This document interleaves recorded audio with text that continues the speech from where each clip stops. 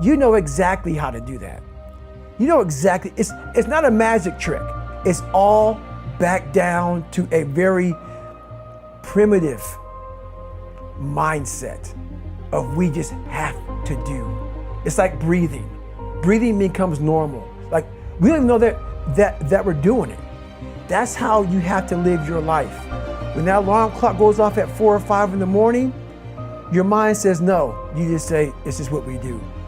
It's what we do now. Because to get to where you want to go, the amount of pain involved, I'm not saying physical, I'm not saying you got to break yourself off. The amount of mental pain of how many times you're going to have to do something that you don't want to do to get to where you want to go is going to be, there's going to be more times you do something that you don't want to do than you are going to want to do. And that's your new norm. That's your new norm. So then it's like breathing. And then once you do this over and over and over again, it becomes like breathing.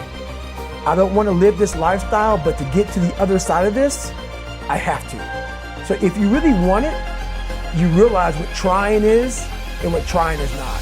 If I didn't put myself in a very uncomfortable place, we all look for toughness. We all want it, but we look for it in a comfortable environment. You will not find toughness in a comfortable environment. Those of you who are listening to this, whoever hear this, you will not find it. I was trying to look for it everywhere. The only way you find it is to drown yourself in a position where you're just out of sorts, where you can't swim and you're drowning. You're drowning. You're drowning in life. And you say, you know what, man? I'm gonna figure out how to, and then through figuring out all these tools, your mind starts to, when you quit, your mind does this, because you're out. Once you say, I'm not gonna quit, this is the 40%. When you quit, your mind says, we're done. So it doesn't expand. There's no expansion when you quit. When you say, this sucks, I'm drowning, I'm miserable, I'm suffering, I'm broken, but I'm not going anywhere. What happens to your mind is it does this. It says, he's not leaving. So we gotta expand. We gotta grow. We gotta figure this thing out. So then these compartments in your brain start to they have to work. They have to work. And then you start to engage parts of your mind that you never engaged before. But you can't engage it by sitting back in these nice chairs talking about what I want to do. That's where the 40% thing comes in. It comes in when you're in suffer mode and you say, I'm not going to quit. You're forcing your brain now to operate on a level it's not used to, but then it becomes used to it. Your brain is the most powerful weapon in the world.